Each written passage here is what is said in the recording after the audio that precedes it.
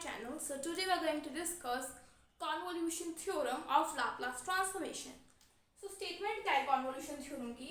If Laplace inverse of f of s is f of t and Laplace inverse of g of s is g of t, then Laplace inverse of the product of fs and gs is 0 से t fu g of t minus u d. So for the proof of this theorem, we will let a function phi of t is 0 to t f of u g of t minus u into du means जो भी right hand side में given है इसको हमने late कर लिया phi t. Then we will take Laplace transformation both sides. It will come Laplace transformation from 0 to t f of u g of t minus u du.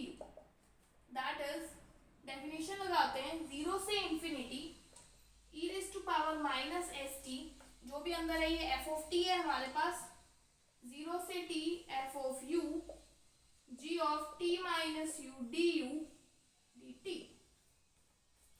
Now further next step is, यहाँ पे हमारे पास order है integration का du dt. सो हम change करेंगे order. So after changing the new order is dt du. so basically जब हमें limits identify करनी, अगर हम यहाँ पे देखें u की लिमिट्स हैं 0 से t, du की लिमिट्स अंदर वाली होंगी, t की लिमिट्स हैं 0 से इंफिनिटी. तो हम क्या करेंगे, यहाँ पे ग्राफ कंस्ट्रक्ट करेंगे. ये ले लिया मैंने t एंड ये ले लिया यहाँ पे हमने u. कुछ भी आप ले सकते हैं, यहाँ पे आप t ले लिया, यहाँ पे हमने u ले लिया. अब देखिए t की वैल्यू है 0 से इंफिनिटी, मीन 0 से शुरू है इंफिनिटी तक जा रही है. अगर हम u को y एक्सिस पे कंसीडर करें, सो u को अगर हम y कंसीडर करें और t को x, so 0 y x means y is equal to x line हमें बनानी है. This is the line y is equal to x, और we can say u is equal to t line है हमारे पास. सो जो u की value है वो 0 से शुरू है एंड t तक है, मीन्स इस लाइन तक है हमारे पास उसकी वैल्यू, एंड t की वैल्यू है 0 से इंफिनिटी. सो हम इंफिनिटी नहीं पता तो हमने एक डॉटेड लाइन कंस्ट्रक्ट कर ली which is k1. Here t is equal to k1 and k1 tends to infinity. This point is k1, k1 is infinity, so this point is infinity infinity. u की value 0 से t means x से छोटा है y, सो means ये हमारे पास इस line के under आएगा एरिया. एंड 0 से इंफिनिटी t की वैल्यू है एंड u की वैल्यू है 0 से t means under the curve. So this triangle is the common area. So basically आपको फाइंड आउट करना होता है कॉमन एरिया. अब देखिए, अब हमें यहाँ पे फाइंड आउट करनी है लिमिट्स ऑफ, देखिए अभी आपको बताती हूँ, बेसिकली हमें फाइंड आउट करनी है limits of t. So t कहाँ से कहाँ तक वेरी कर रहा है, t वेरी कर रहा है इस लाइन से u is equal to t वाली लाइन से इंफिनिटी तक. सो t की वैल्यू आ जाएगी हमारे पास u टू इंफिनिटी. फिर बात करते हैं हम यहाँ पे u की लिमिट्स की. सो u की लिमिट्स आ जाएंगी, u शुरू हो रहा है 0 से लेके इंफिनिटी तक. सो ये हमारे पास ऑर्डर आ जाएगा चेंज करने का. कभी कभार कुछ बच्चों को ये समझ नहीं आता कि कैसे आया ये वैल्यू, t की वैल्यू कैसे वेरी करिए, u की कैसे वैल्यू करिए. तो उसके लिए हमारे पास एक शॉर्टकट मेथड है कि आप डायरेक्टली लिमिट्स फाइंड आउट कर सकते हैं. यहाँ पे हम सीखते हैं यहाँ पे shortcut method.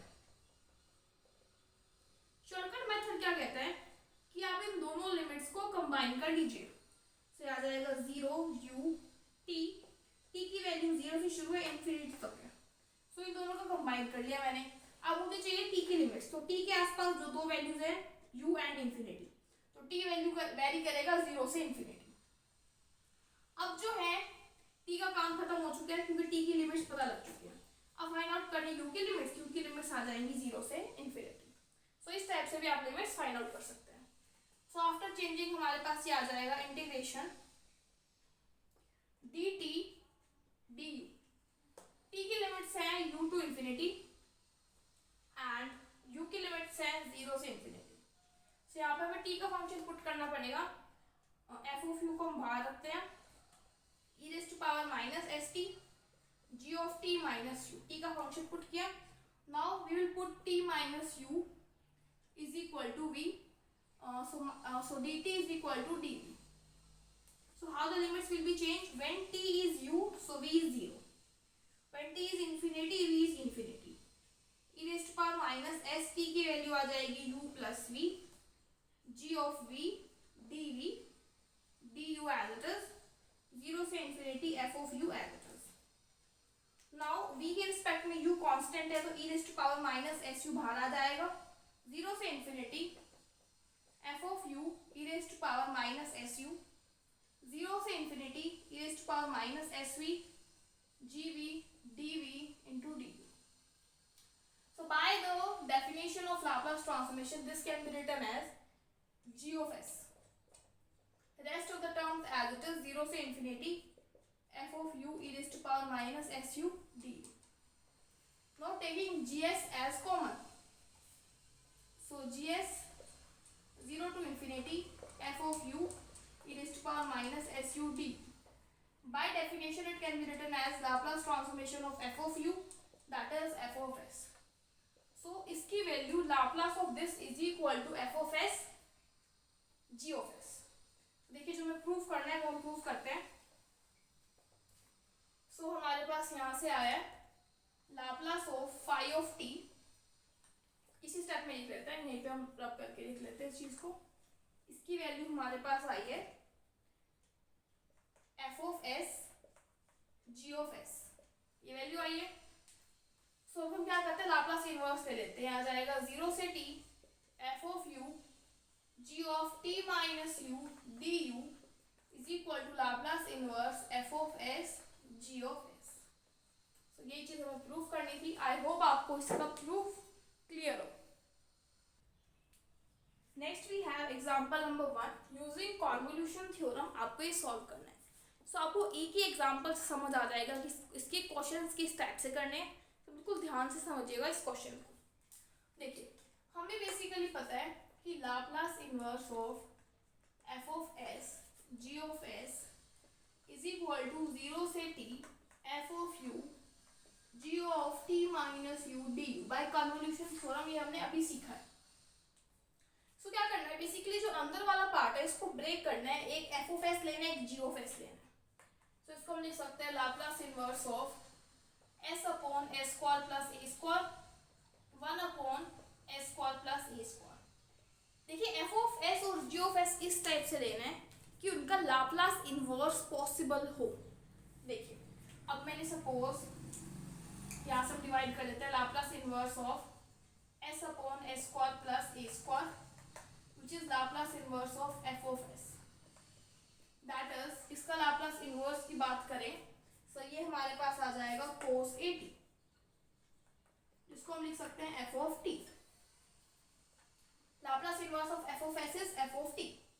Similarly Laplace inverse of 1 upon s square plus a square means Laplace inverse of, इसको हमने ले लिया g of s is equal to 1 by a sin at. Laplace inverse of g of s is g of t. तो basically हमें एक f of t चाहिए, एक g of t चाहिए. अब इसमें ध्यान देने वाली बात क्या है कि किसको f of t माने, किसको g of t माने. उस फंक्शन को g of t मानिए जिसमें अगर आप t को t माइनस u में चेंज करें फिर उसको इंटीग्रेट करना इजीली हो सके. For example f of t था हमारे पास साइन का फंक्शन, g of t कुछ नाम देते, पहले लिख लेते हैं. एक साइन का फंक्शन है, एक एक्सपोनेंशियल फंक्शन है. सपोज साइन at है e raised to power t. अब देखिए किसको f माने, किसको g माने. इसको मानेंगे हम f of t, इसको मानेंगे हम g of t. क्योंकि अगर हम इसमें चेंज करेंगे तो यहाँ पे हमें फॉर्मूला ओपन अप करना पड़ेगा. यहाँ पे एक्सपोनेंशियल में हम इजीली सॉल्व कर पाएंगे, इंटीग्रेशन इजी हो पाएगा. बेसिकली यहाँ पे तो दोनों ही ट्रिग्नोमेट्रिक फंक्शंस हैं. सो आप किसी को भी f of t मान सकते हैं, किसी को भी g of t मान सकते हैं. So you write here applying convolution theorem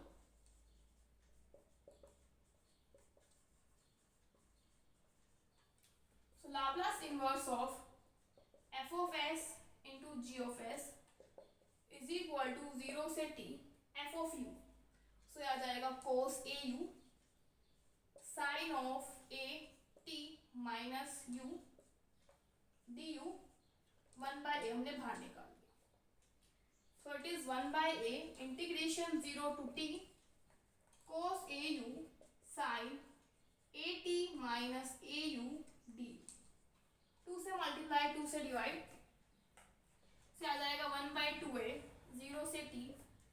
formula लगा देते हैं 2 साइन ए कोस बी का sine of a plus b so it will come sine A T plus sine of a minus b से आ जाएगा -2au D.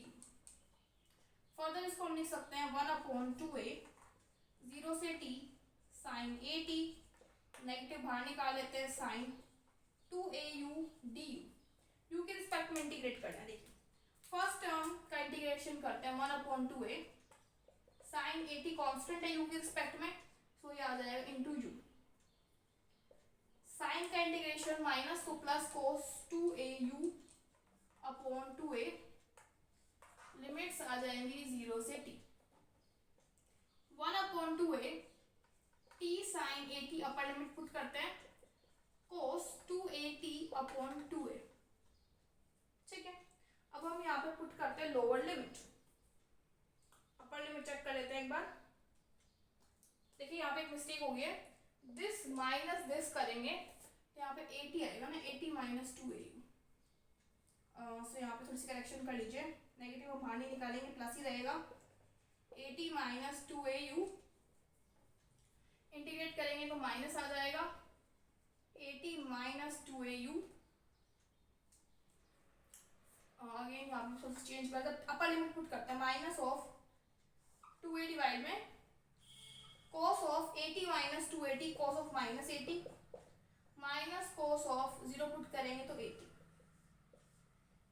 So cos of negative is positive so ये आ जाएगा simple cos 80 minus cos 80। सो ये term तो बन जाएगी 0 सिर्फ ये टर्म बचेगी that is 1/2a t sin 80। This is your answer. यहाँ पे मिस्टेक क्या हुई थी जब हमने फॉर्मूला लगाया 2 sin a cos b का सो यहाँ पे हमने 80 लिखना हम यहाँ पे भूल गए थे। Next we have example number 2. We have to find the Laplace inverse of s upon s square plus a square का cube.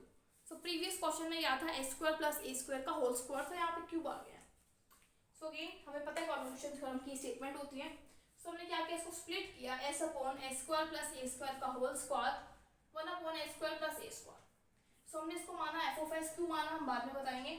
s upon s square plus a square का whole square का Laplace inverse होता है 1/2a t sin 80 standard formula है जो हमने starting के exercise में डिस्कस किया था। इसको माना f of t 1/s square plus a square का लाप्लास इनवर्स आ जाएगा 1/a sin 80 into gt that is gt माना।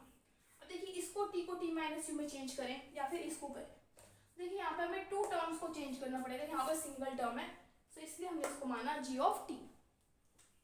अप्लाई करते कॉन्वोल्यूशन थ्योरम विल गेट 0 से t f of u so 1/2a u sin au into 1/a sin of 80 minus au d so 1/2a square 0 से t u sin au sin 80 minus au d 2 से multiply 2 से divide तो आ जाएगा 1/4a square integration 0 से t u as it is 2 sin a sin b से यहाँ पे हम sin a sin b का फॉर्मूला लगाते हैं से आ जाएगा minus cos a plus b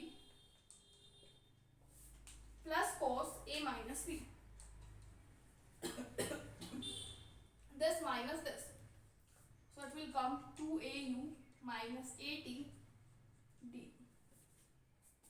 multiply कर लेते हैं u से 1/4a स्क्वायर 0 से t u minus u cos 80 plus u cos of 2au minus 80 du। Integrate करते हैं u के रिस्पेक्ट में cos 80 कांस्टेंट रहेगा से आ जाएगा 1/4a स्क्वायर इंटीग्रेशन आ जाएगा minus u square upon 2 cos 80 as it is. इसका हम करेंगे by parts. First function u as it is, sine का कोस का आ जाएगा sine 2au minus 80 upon 2a minus derivative of u1 integration of sine is minus cos 2au minus 80 upon 4a square. Limits आ जाएंगी 0 से t. तो आ जाएगा 1 upon 4a square. Limit put करते हैं -1/2 t square cos 80. Lower limit पे 0, upper limit put करते हैं plus t sine 80 upon 2a. Lower limit पे 0, माइनस माइनस प्लस से आ जाएगा cos of 80 upon 4a square. Lower limit u हम पुट करेंगे minus of cos negative of minus 80. cos of minus theta is cos theta. Simple लिख लेते हैं, ये टर्म कैंसिल. सिर्फ हमारे पास ये टर्म एज आंसर आ जाएगा. आप यहाँ से कांस्टेंट टर्म जैसे t हो गया 2a हो गया वो कांस्टेंट बाहर निकाल सकते हैं. Next we have example number 3. Find the Laplace inverse of 1 upon s plus 1 upon s plus 9 का होल स्क्वायर. सो इसको हम स्प्लिट कर देते हैं 1 upon s plus 1 upon s plus 9 का होल स्क्वायर. सो यहाँ पे हम 1 अपॉन s प्लस 9 का होल स्क्वायर को मान लेते हैं Laplace inverse of this term f of s मान लेते हैं इसको. तो इसका लाप्लास इनवर्स आ जाएगा t e raise to power minus 9t. Next term हमने g ऑफ s माना 1 अपॉन s प्लस 1. इसका लाप्लास इनवर्स आ जाएगा e raise to power minus t and उसको मान लेंगे हम g ऑफ t. और इसको g ऑफ t क्यों माना? अगेन इसको t को t माइनस 2 में चेंज करने में आसान रहेगा, अदरवाइज इसमें हमें दो टर्म्स को चेंज करना पड़ेगा. अप्लाई करते हैं कन्वोल्यूशन थ्योरम. 0 से t f of u g of t minus u d. So e raise to power minus t constant आ जाएगा, 0 से t आ जाएगा, u e raise to power minus u e raise to power u d से आ जाएगा e raise to power minus t integration 0 से t u e raise to power minus 8u d. First function as it is, integration of second minus derivative of first integration of second limit 0 से t into e raised to power minus t. So it will come e raised to power minus t e raised to power minus 8t upon minus 8 minus 1 upon 64 e raised to power minus 8t और lower limit पे term 0, इस term में आ जाएगा minus 1. सो ये answer है. आप इसको simplify करके लिखना चाहो तो लिख सकते हो.